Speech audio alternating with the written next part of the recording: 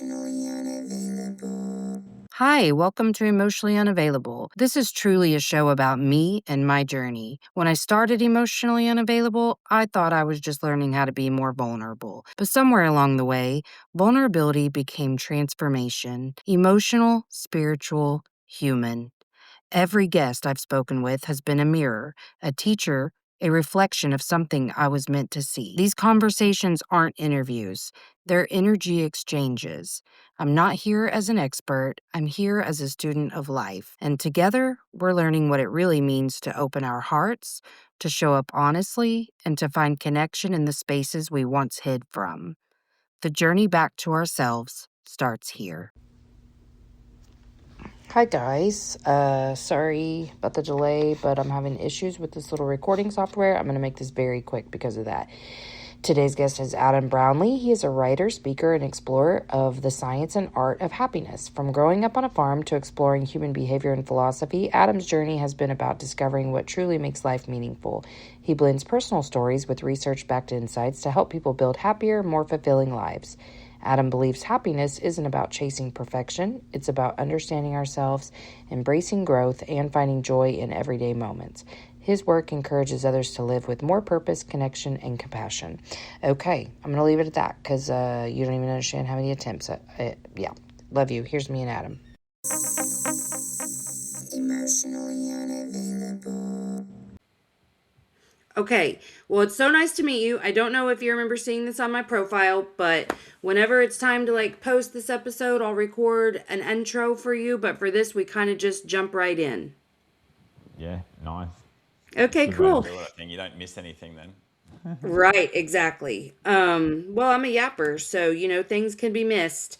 So my first question after this is how I do it is I read the profile again and I go, what intuitively do I want to ask first? Like what's giving me the most let me ask a question about that. So for you, which this is probably a very innocuous question, but I feel like you've really got shit figured out. And so, what I really want to know first is did you get this happiness and optimism thing figured out really early in life and build on that? Or were you someone who really struggled with the idea of happiness, like as a young child?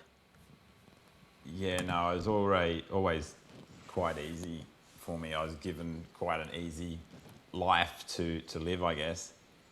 And I think that really helped me along the way because it's this thing I call the Happiness Helix. Is the happier you are, the easier it is to do things that make you happy.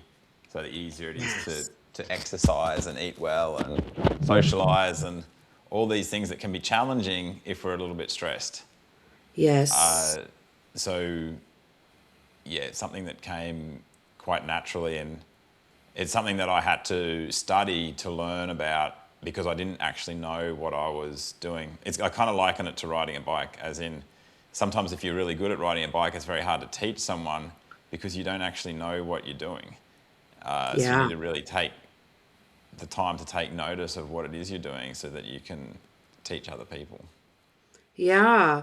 Well, okay, so then is it fair to say that you kind of saw in you what you weren't like you saw other people around you struggling to achieve this thing that you kind of felt inside almost naturally and you wanted to help people but you didn't know how you had created such a peaceful inner world.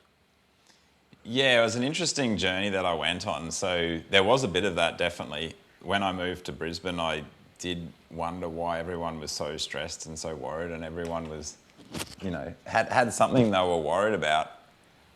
And then I decided that it was what really helps me was my philosophy, which makes it easy to forgive. Because so much of our stress is just a lack of forgiveness for ourselves or someone else.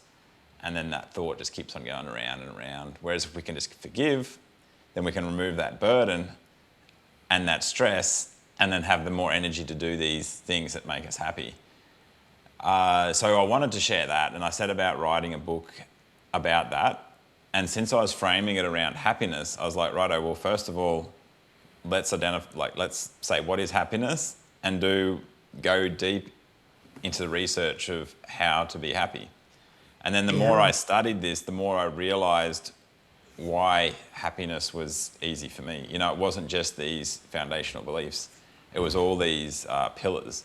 So I say these 6 pillars of eating well, sleeping well, exercising well, socializing well, having novelty, and hope. So yeah, that's how I kind of discovered how to ride a bike, you might say. Were you taught these things? Like, did you, like you said, you didn't have like a super rough childhood. Like, were your parents optimistic people as well? Yeah, I think so. Definitely not stressed people. They didn't put a lot of stress on us as kids, and I think they just like encouraged us to be. Well, they didn't even really put a lot of emphasis on. Like, we were always fed healthy meals. That we didn't have much takeaway. We lived out on a property. We were always encouraged not to watch too much TV, and I guess that gives you time to exercise. You know, there wasn't a lot of emphasis on, oh, you've got to exercise for 20 minutes a day and all this. Right. We were just given room to do this. Yeah, so yeah, it's something that's just sort of happened unintentionally. Right. That's so cool though. But I mean, I can see where those are things that you're implicitly picking up. And if nobody's pressuring you to prescribe some exact way of doing things so that you can be a certain way in life, and you're just naturally coming across what makes you feel happy, you're learning to pursue activities that make you feel happy.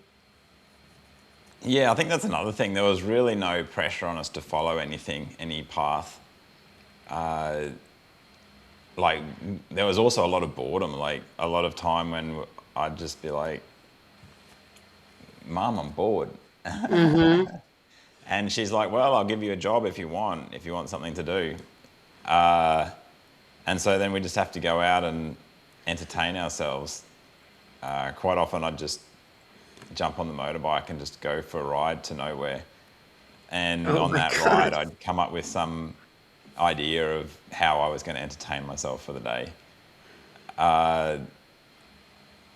Yeah, so I guess we were free to explore our own path wherever life might take us to. And is that something that has really like, for lack of a better phrase, stuck with you? Like, do you still just kind of naturally follow what lights you up? Oh, 100%. Yeah. Uh, I've really got no, like, well, I started my journey as a farmer. Like, when I finished school, I didn't know what I wanted to do. So I was like, well, Dad's pretty happy. I know how to do what Dad does, so I'll just come home and work on the farm. Yeah. So yeah, Dad was like, well, before you come home, I want you to go and get a degree, any degree. And so I thought it made sense to study farming. So went and studied farming and came home to the farm. And well, actually, while I was studying, I started this online grain trading business. And so while I was studying, I was like, you know what, this business is pretty interesting. So before going back to the farm, I went and studied another degree and did a degree in business. Wow. And then I was like, wow, there's so many opportunities out there that I didn't know about. You know, there's all these jobs that I could get. So I got a job in a factory with Arnott's, a biscuit factory. Lasted there like, I think weeks, maybe a month. Yeah. It wasn't for me, so I went back to the farm. And yeah, that was the longest time I stayed in one thing. I think I was on the farm for 7 years. Oh, wow. Okay. Yeah, I was on the farm for 7 years, and during that time I was investing, buying properties, And so I got to a point where I'm like, right, I'm going to leave the farm, and I went into property development. So I started subdividing, building houses and residential units. Did that for about 4 years, and then I was like, right, I need something new. Well, just life, just it was like, this isn't that exciting anymore. Yeah.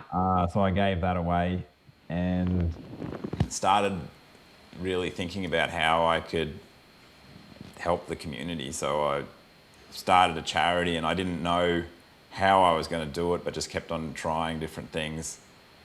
And then, about 3 years ago, I decided to write this book, and for the last 3 years, that's what I've been doing, writing this book. Wow. Yeah, so That's a always long trying. time to spend on a Well, project, especially for somebody who likes variety. yeah. I think it's about every 3 years I seem to change. I feel like that might have started at school, because every 3 years I changed schools. Yeah. But yeah, it is a long time. Yeah. And so is the book out yet, or is it coming out soon? It should be out within weeks. I've been saying that for about a month now, but the text is ready to upload. Like, literally, I can upload that tomorrow. I'm just waiting for the cover design to be finished. So should have that. The audiobook is in production. So Wow. I'm the excited for you. Sean, who's producing that, said that should be out. Well, his goal was to finish it this weekend, but like that should be out in the next 2 weeks too. So Wow. yeah, potentially by next week it should be all up online. Yeah. Okay, Yeah, well, let's dive into, if it's okay, yeah, yeah. what these 6 pillars are. So like I mentioned before, they're basically just being healthy. So eating well, sleeping well. Uh, how I went about finding these was, first of all, by defining happiness. So I think we all agree happiness is this positive feeling. Like, where that is hard to define. Like, is it just contentment? Is it excitement? Is it joy, bliss? Which one is it? But if we go down into a inner state, we can generally say it's when we've got the right balance of serotonin, dopamine, and oxytocin. Yeah. So we need those hormones to feel any one of those states, to feel contentment, joy, bliss. And if we don't have them in the right balance, then we're not going to feel very good at all. No. Basically, from that, we can see that we're happy when we have these chemicals in the right balance. So then I went about researching, okay, what gives us these chemicals? If we don't have them, how do we get them? And so I just researched as many different things that have been found to give us these hormones as possible. And when I had finished, I grouped them, and they all generally fit into these 6 groups.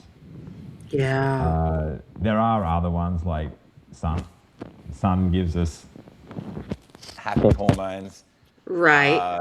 but generally they all fit into these 6 groups. So then from that we can say, well, if I'm not happy, which one of these should I work on? Should I exercise more? Should I get better sleep? Do I need to spend more time with my friends, or build better relationships with my friends? Or do I just need more hope? Yeah. So, yeah, the And so 6 do you pillars think are... too that that's why, because I've been thinking about this a lot lately, and my 23-year-old, we were just talking about the word procrastination, which I just don't like him labeling himself a procrastinator. And, he's someone who has ADHD. And I was talking about, like, well, if dopamine is your motivation center too, not just pleasure, it makes sense to me that it would be difficult to motivate yourself. But why I have my own understanding of this, but what is your understanding about how stress impacts your ability to be motivated or to have hope or to do the things that would be conducive for happiness? Because I know for myself, when something stressful is happening, I'm tense, like I feel it in my neck, back, and shoulders, and my overall mood is it's a constant work. I can get into good Yeah. energy and whatever, but it's a constant work just to shift my energy.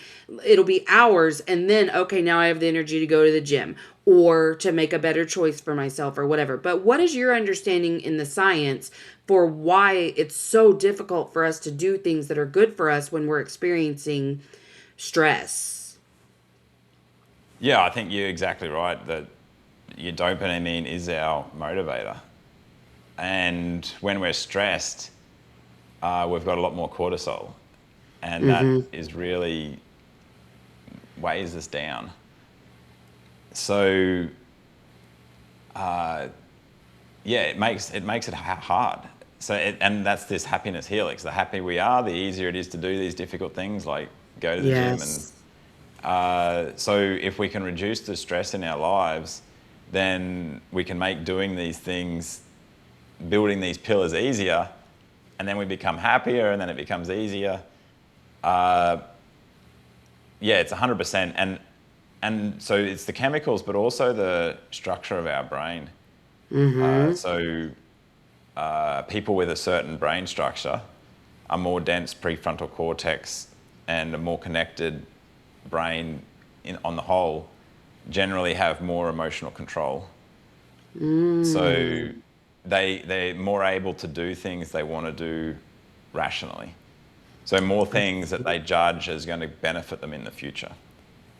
So if you've got this brain structure, then you're going to find it easier to choose to do difficult things. Like, cooking a healthy meal is more difficult than just ordering takeaway. And Yes. going to the gym is more difficult than just laying on the lounge. The only reason we do these difficult things is because we believe there's going to be some future benefit. And the more Yeah. emotional control we have, the easier it is to delay that gratification, to do that difficult thing now. So besides just being happy by having the right hormones, we can also improve our ability to do difficult things by improving our brain structure. So you And can improve that. yeah, 100%. A lot of it's genetic, and a lot of it is from our childhood. So Yeah. the unfortunate thing about this is the more stress you have, the more it wires your brain to be stressed, Yeah. and the less emotional control you have.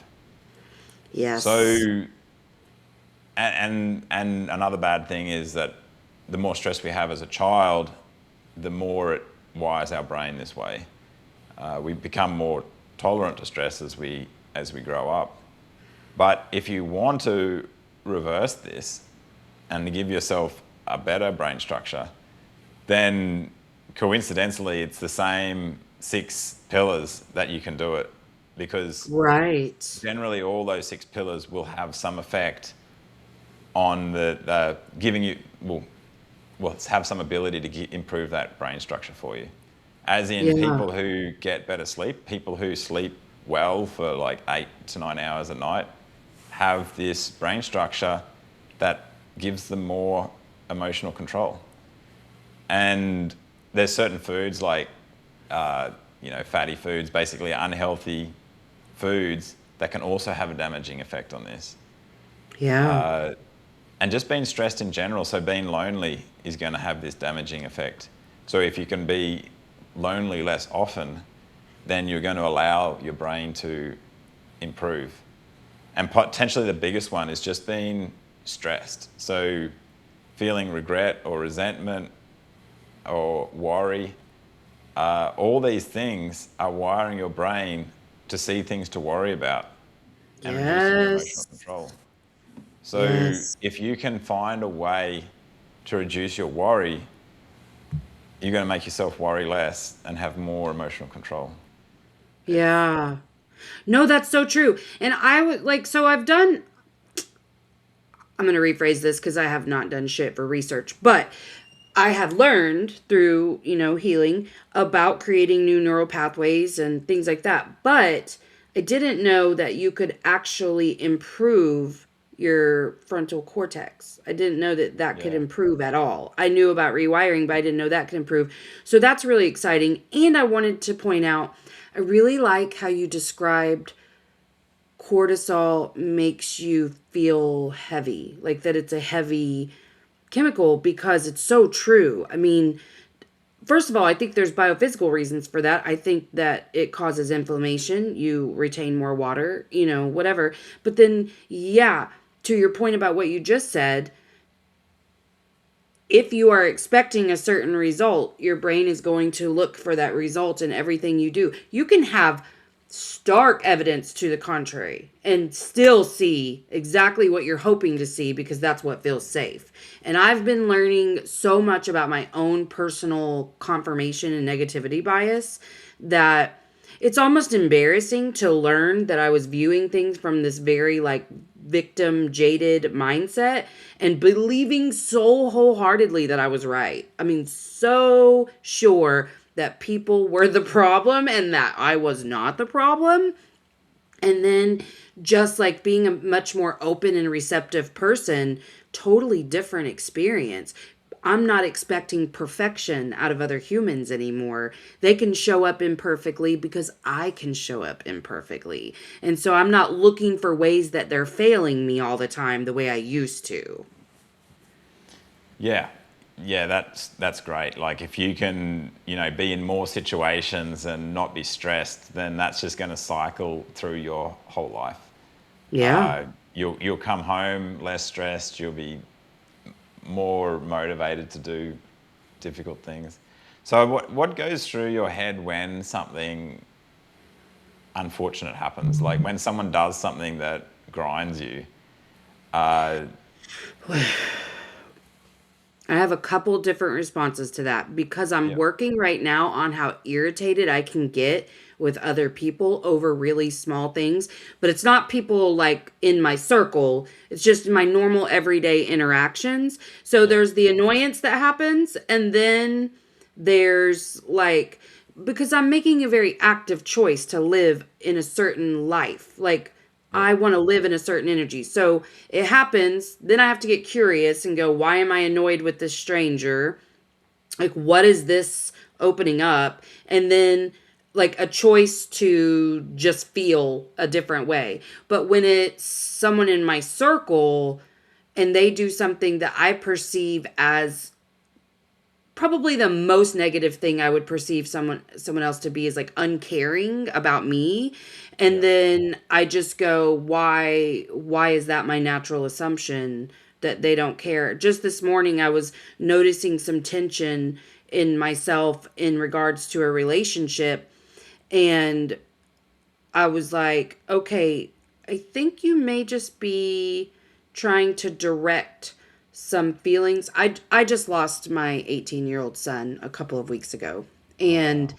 yeah, and so I'm trying really hard to not do the thing where your brain gets really like wrapped up in thought spirals and gives you some false sense of control because you can direct some anger or resentment somewhere. And so I was noticing that that was probably what was coming up, and that I needed to find a different outlet because like I had a really good day yesterday. It was my first recording back.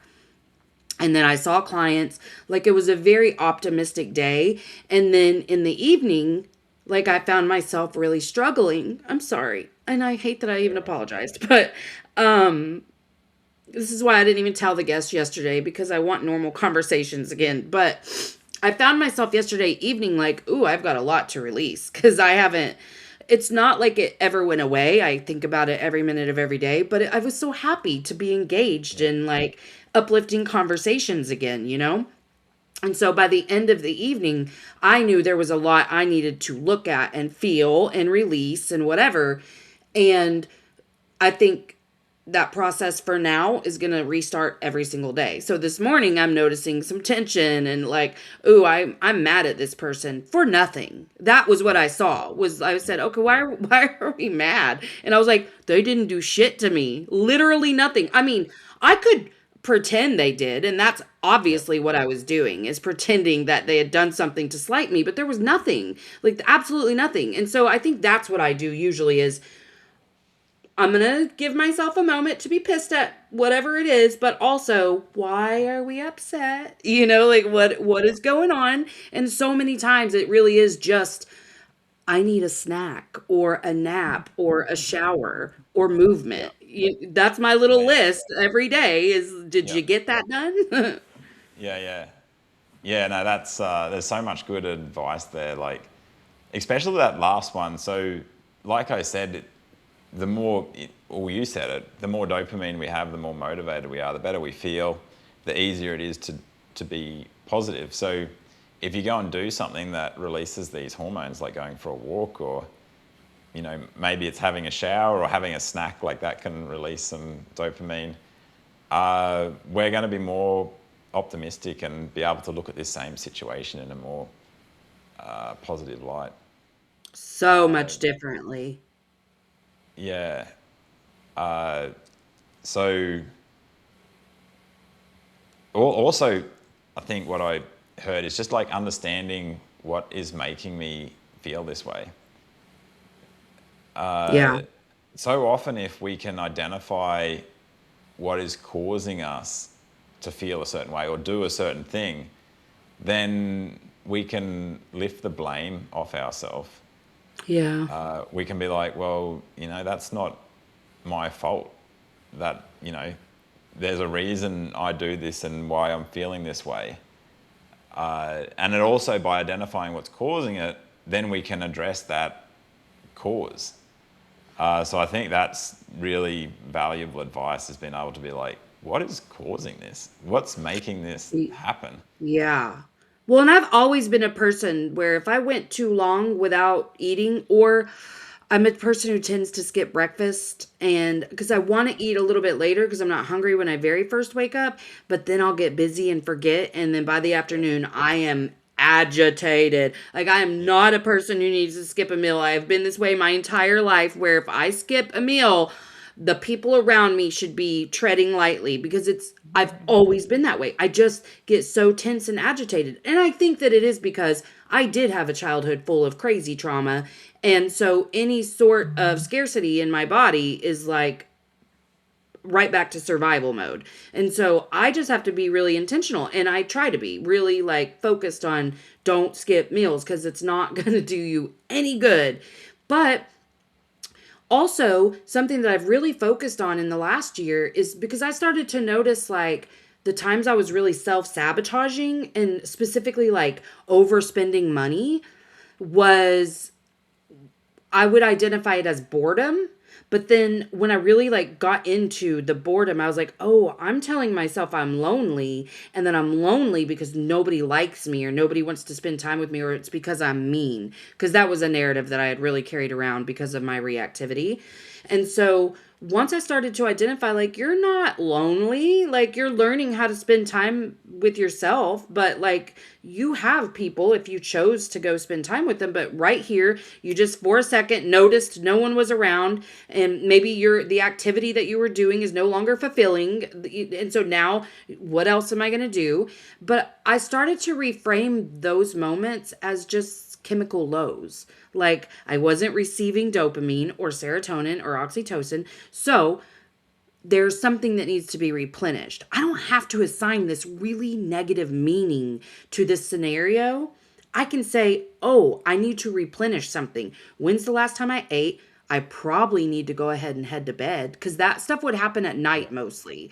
yeah, exactly. And just like how should I replenish these chemicals instead of creating like I feel like so many of us are labeling ourselves as chronically depressed, and by all definition that would be correct, but we hold that label in such a way that makes it hopeless and like it can't be fixed. And I really believe that 99% of us can tap in and just replenish those things and be happier people.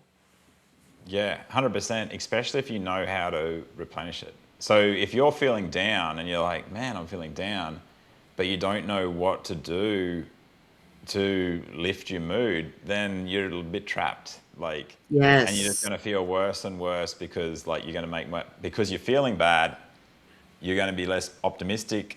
Small things are going to upset you. You're going to feel worse. But if you can just be like, hey, I'm feeling down, which of the 6 pillars am I missing? Then you can be like, hey, I haven't seen anyone for 8 hours. Like, I need some connection. Mm-hmm. Or, hey, I haven't eaten for 3 hours. I need some food. Or, hey, I haven't slept for 12 hours. I need some sleep. You can just go through Yes. the pillars and be like, which one am I missing? Like, am I bored? Have I just not done anything new for a long time? Just go through them, tick, tick, tick, tick, and make ourselves feel better. We can't like a myth that I'm really trying to bust is the idea that we can choose to feel happy. Like we literally like we can choose to move our hands, we can choose to blink, we can choose to move muscles, and we can choose to have a thought. Like I can choose to think about an elephant, but I can't choose how I feel. Like if I feel amazing, I can't choose to feel crap, and if I feel crap, I can't choose to feel amazing. Like that's just something we can't choose. Like I can't choose how fast my hair grows. There's certain things our body does that we can't choose. We need to Right. do things. We need to do things we can choose to cause that. So to cause ourselves to feel more positive, we need to do something. We need to eat. We need to sleep. We need to exercise. We need to socialize. Right. And that will cause us, or we need to make a judgment that something is good. So if what is causing us to feel bad is this judgment that, what has happened to us is bad, then we need to change that judgment. We need to find a new perspective that reduces how bad that is. So that's our thoughts. Like we can choose to think about this differently. But the challenge there is that we've got to choose a perspective that we believe. You know what I mean? Yes. Like, That's such a good point. Yes. we can't just be like, it's like our friends told me that it's actually good what's happened, but I don't believe them. And so you're not going to feel Mm-hmm. any good. You need to choose a perspective that you believe. Yeah.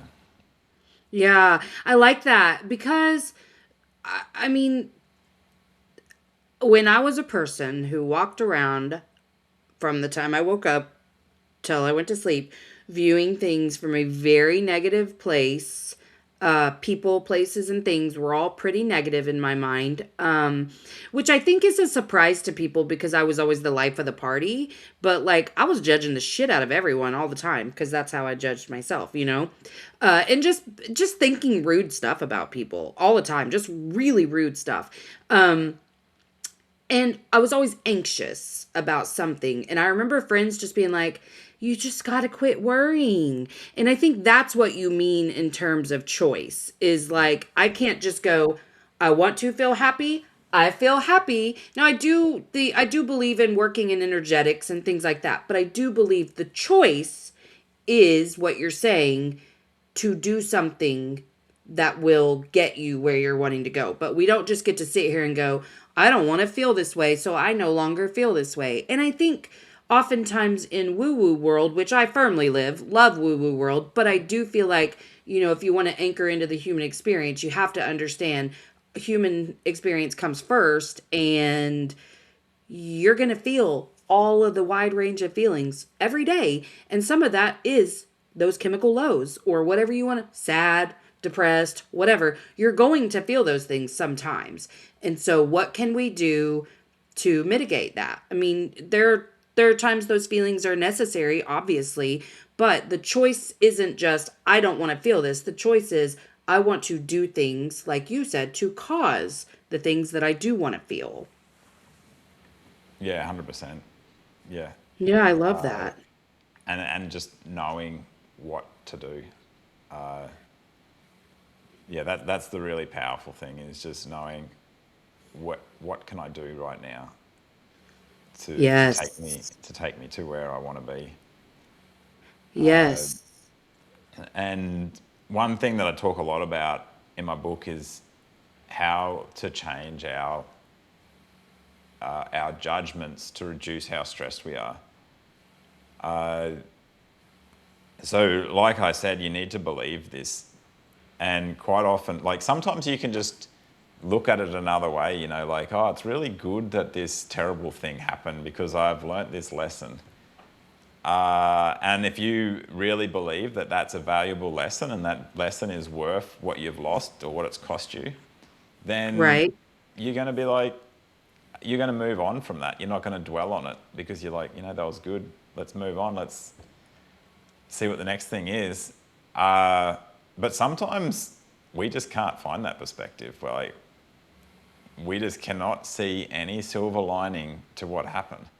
What happened just Right. is bad, and there's no way we can twist it into a way that we believe it is actually good. And in those situations, it's really powerful if we can lean on our foundational beliefs. So this is like how we Yes. explain the unexplained. Why are Yes. we here, and what causes things to happen as they do. Mm-hmm. And so if we've got good foundational beliefs, but also very strong foundational beliefs, then quite often we can just be like, that was unavoidable. There was nothing I could have done about that. Right. And so we just be like, yeah, that's bad. That's terrible. That's the worst thing that could have ever happened, but there's nothing I could have done about it. I'm not to blame. The person who caused it's not to blame. And so it's still going to feel bad because it is bad, but it's not going to cause that really like deep, deep unsettling that just Well, hangs the with you for years unraveling, and days. you know what I mean? Like that life no longer has meaning, or I was wrong about what the meaning of all this is. I think, you know, I've experienced a lot of different types of losses in my life, and my parents died young, and I was not approaching grief in a healthy way for any of those losses. Through the last couple of years of healing and growing and just loving, I've developed really good tools for myself. And so I don't like, I'm only a couple of weeks into this whole thing, but I immediately was like, I'm not throwing my life away because I just experienced the worst thing I could ever experience. I'm not going to do that because I do believe there is meaning in all of these experiences. I feel more sure of that, in fact. But I can see how in the past it shaped me to believe that I was wrong about what I thought the meaning in situations were, or just became really just a very pessimistic person. And fair. It was fair for me to have those feelings. I did go through a lot of shit, but I'm so grateful to be on this side of things where I can still love this world, love myself, love my family, love the people around me, and yet feel the worst pain imaginable. It's not going to go away, but I can still see all the beauty that I saw before this happened. Like there is still so much beauty. And I still feel, in fact, I feel more solid in my purpose for what I'm doing here than I even did before. So I'm not shaming anyone who's not there. I mean, listen, I'm not going to judge anyone for how they, especially dealing with losing a child, but I made a choice from the second that it happened. Like, I'm not going to let this ruin me. I'm going to let this change me in all the ways that it needs to change me, but not in the ways that I don't want it to, you know?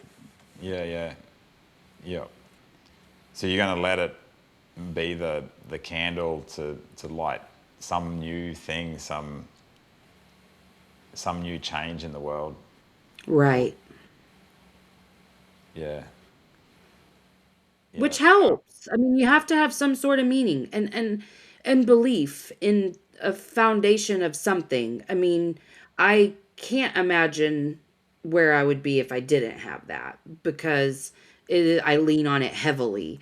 But Even, my 23-year-old has started to shift some beliefs because of this experience in a positive way, and it's helping him. I mean, it just, when you can find meaning in something that's not like, oh, this happened because, you know the world is against me or whatever bad thing, but you can say like, oh, okay, there is intentionality all around me, and that I get to choose too how I'm going to respond. Just that alone is so much more optimistic than anything I would have done or he would have done in the past. So I've been grateful for my own transformation from the last couple years, because I am able to model these things for my other two children. Because, oh, I would have been the one that destroyed the rest of our family a couple years. I would have been the reason that they were not well, even more so if this had happened a couple of years ago. So, I mean, I'm grateful for that. I'm grateful that I can be a model for them. So what would you say is your purpose, your driving purpose? I've always felt that my purpose was to be one of the people who goes through shit and then in real time shares. I thought it was a, get over the shit, become this perfect version of yourself and share how you got there. What I've learned over the last couple of years is that I'm going to experience hardships and in real time learn how to, maneuver those and share in real time what that looks like. And so, yeah, I feel more solid on that now than ever. And so when something terrible happens, so for example, losing your child, you can see how that is going to help you achieve this purpose. As in, like, that's what worst thing could happen. If you Right. can, if you can pass through this uh, event, then that's something that you can share with other people who are going through difficult things. Is Right. that kind of how you see it? Well, yes. And how I'm the choices I'm making to actively, like, because I don't think there's gonna be like another, like, the other side of grief, because like this does become a part of like who you are when you have this kind of significant loss. But I do think in real time I'm showing people, like, we had our first Christmas right after, how I did that. And I'm not saying this doesn't hurt, it's still gonna hurt. But I'm Mm. showing people in real time how not to let your brain make this 1,000 times worse for you. Like, I had a very good day yesterday. I had a very good day the day before. Like I said, equilibrium, what goes up, what must come down. So at the end of a really good day, I'm gonna have a really good cry and I'm gonna have a little bit of a low, but I'm expecting that now. So Yeah. I can still have really good days. Someone asked me yesterday from a scale from 1 to 10, how are you feeling today? And I was like, 7. I don't even want to tell people that, because I'm afraid that people are like, oh, you're in denial, or you're, whatever. Yeah. And I mean, that's just old me stuff, like caring when I shouldn't care. Yeah. But I'm being honest because I want people to see you can live a meaningful and happy life even feeling all this pain. It doesn't even have to be either or. I'm feeling it all the time. There hasn't been a single minute that I've been awake that I wasn't acutely aware that he's gone. And I'm having really good days.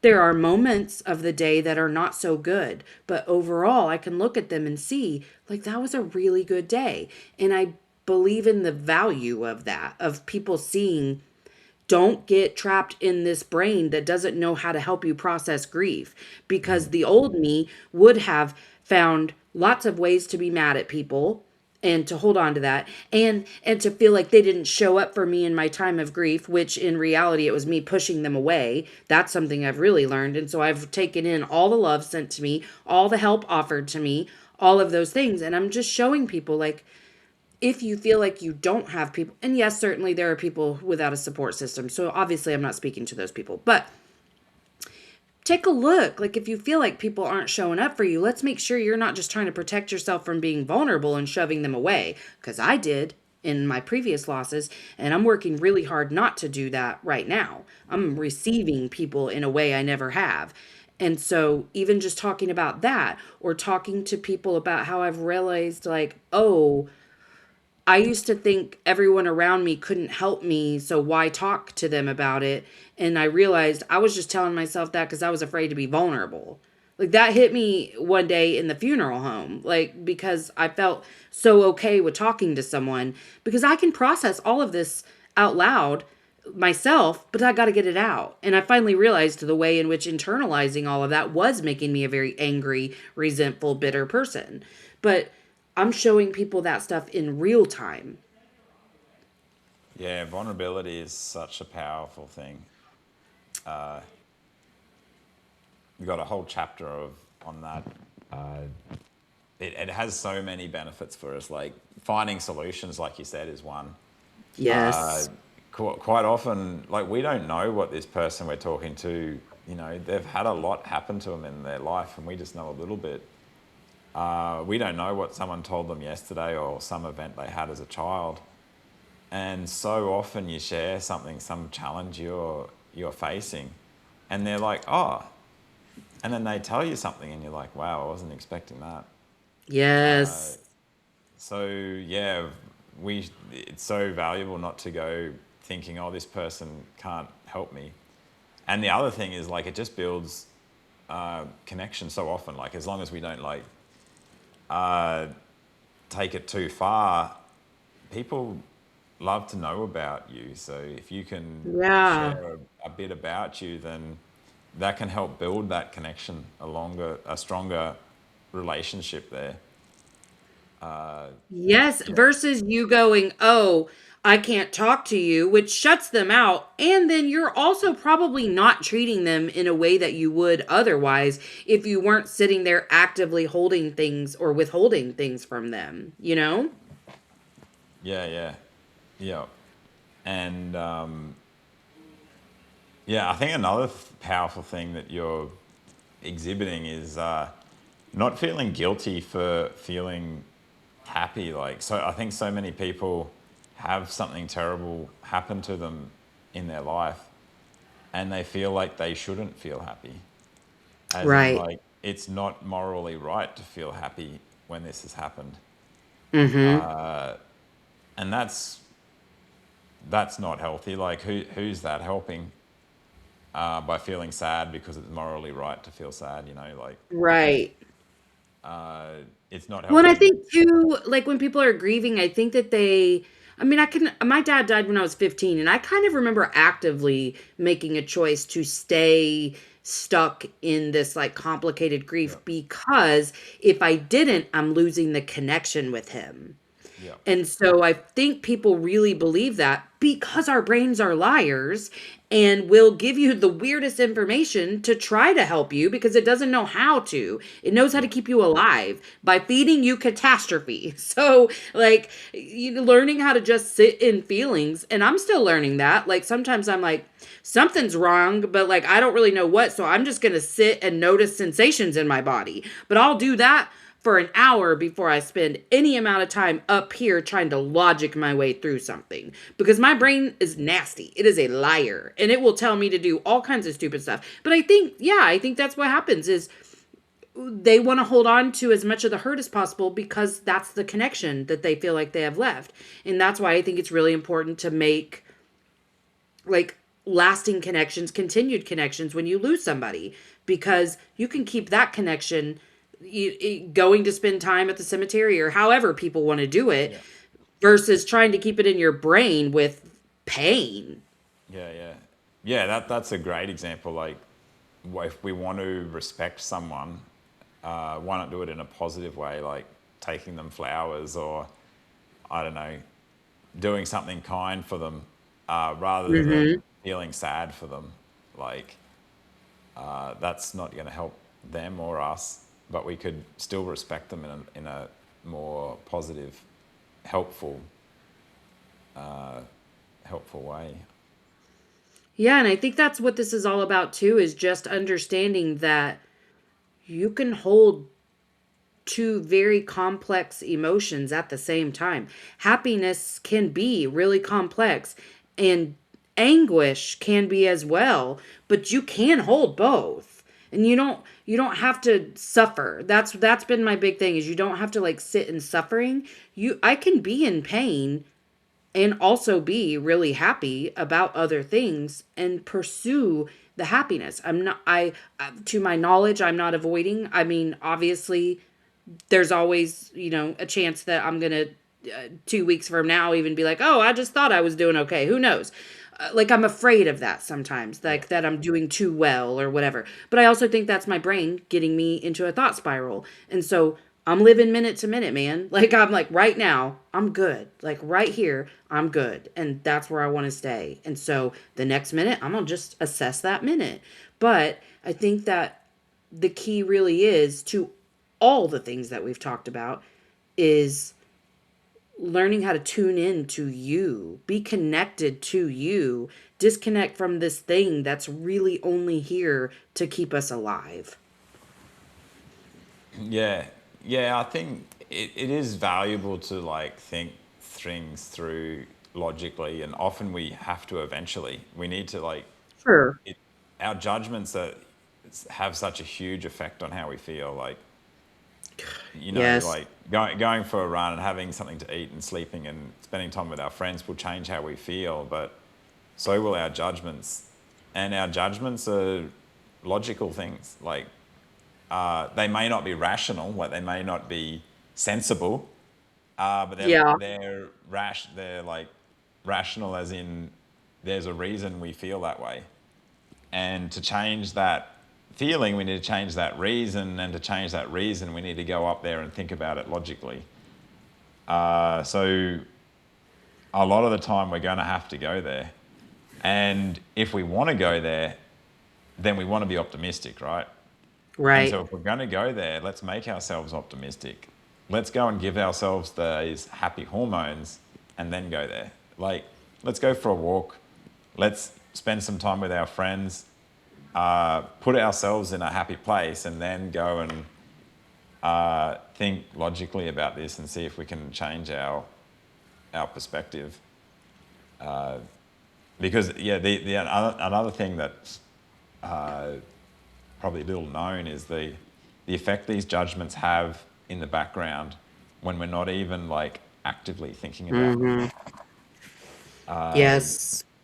Like if we've got a judgment running in our heads, we can be, in a meeting talking to other people about a topic, and like we're really not thinking about this thing that happened to us this morning, but we're still feeling down because Mm-hmm. like it's like it's still going through our heads subconsciously. Or the Yes. opposite can happen. Like we might have something amazing happen in the morning and we're feeling on top of the world.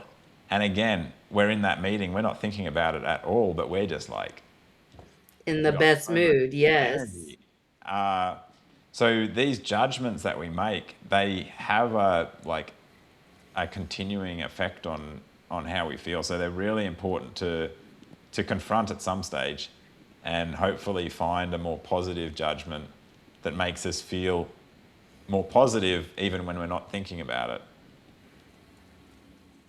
Well, yeah, we were talking about how like if you do something to boost those chemicals before you go do something you really don't want to do, like homework, Yeah. that you will even approach the snags that you hit in homework so much more lightheartedly. And how, like if you really don't want to do something, then just do something that you find fun to get the energy to do the things that you don't want to do. And there's so much value in that, I think. Yeah, yeah. And finding how this, like, if we want dopamine from this thing, we need to know how it's going to benefit us. Mm-hmm. So we do difficult things because of some benefit in the future. If we see Yep. no benefit in it, then we're going to find it very hard to get that kick, that motivation to do this difficult thing. Like a lot of times people are like, right, I really want to go to the gym. And you're like, why? Why do you want to go to the gym? And they're like, it's good for you. Everyone knows that you should go to the gym. But what's in it for you? Like, how are you going to get something out of this?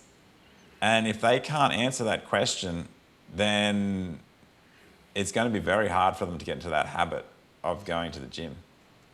Like, just something being good for you isn't enough. Like, what goal are you Right. working towards that this is going to help you achieve? Like, what is something in your life that you really want that this is going to help you get? And when you can answer that question, then getting in this habit is going to be easy. Yeah. So if you can, the first thing is to want something, and the second thing is to be like, how is this going to help me get it? Yeah. Yeah. And conversely, you will sometimes see that the things you're doing isn't going to help you get it. So maybe do less of those things. Yeah. 100%. Sometimes we really want to do something, and you ask yourself, why do I want to do this? And we might be like, well, actually, yeah, why do I want to do this? Yep. What I am don't I know that I stressing should. about? Like, there's nothing in Yes. this for me. Yes. Absolutely. Well, Adam, I've had such a good time with you. Tell us where we can find you. Well, you can find me in Brisbane, but online, I've got a website, adambrownlie.com.au. There's links there to my books. So I've got another book that I wrote last year. It's science fiction. And then, Happypedia. It's coming out the next week. So there's a link there too. Or if you just Google Adam Brownlie, then you'll find everything about me. So, And I'll make sure I include your links in the show notes too. yeah, thanks, Melissa. Are you on social media at all? Yeah, I am. Yeah, you'll find my Okay. personal pages. I've also got a couple of videos on YouTube. Okay, Probably cool. make some more in the future. Well, good. Well, I'll make And sure I'll go through your profile and see whatever you've got to include in the show notes, and I'll make sure I do that. But I really appreciate you being here today, especially with the time discrepancy. And I had such a good time with you. I'm really glad to hear, Melissa. And all the best with staying happy for the rest of your life, Thank you. the rest of today and tomorrow and the year. And yeah, I appreciate you so much. I'm going to push stop if you'll hang out for a second. yeah. Hey, make sure you've given the show a 5-star rating on whatever platform you're listening to if you haven't already. And check out my website, empoweredwithmelisahepner.org, or my link tree on Instagram at melissa.hepner to check out my latest offers or workshops. All right, that's it from me. So make sure that you check out the show notes for links. And until next time, let's all just keep swimming. INDEPE and cut.